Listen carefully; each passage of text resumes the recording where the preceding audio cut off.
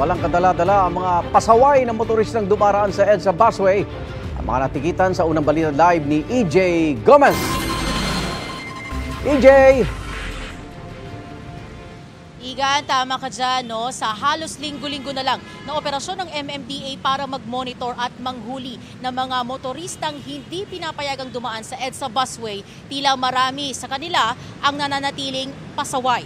Ngayong umaga nga simula pasado alas 6 lang kanina, no, aabot na sa 14 na motorsiklo at isang ambulansya ang natikita ng mga tauhan ng MMDA dito sa Santolan Station.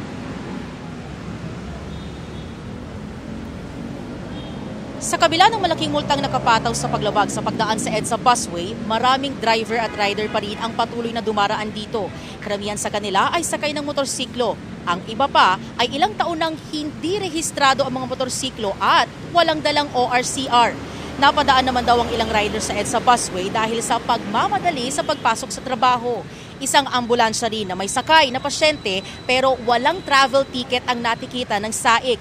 Ang driver, walang maipakita ang ORCR sa mga tauhan ng MMDA. Hindi ko po na kasi yung travel ticket po eh. Ngayon po, galing po ako ng PGH. Tapos? PGH po, papunta po ako Mandaluyong. Kala ko pwede po talaga ambulansya eh. Gitgitan po kasi dyan pag-angat sa may bali na alangan ako sa mga sumisingit din. Kaya umiiwas ako ng ganon. Parehas po kasi kami may pasok, mami, at ko siya tapos pagbalik may pasok din po.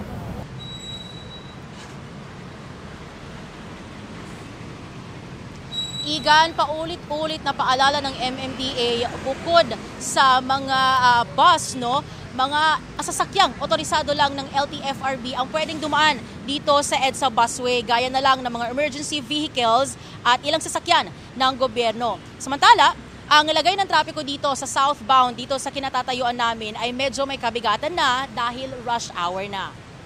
At yan ang unang balita mula rito sa Santolan. EJ Gomez para sa GMA Integrated News.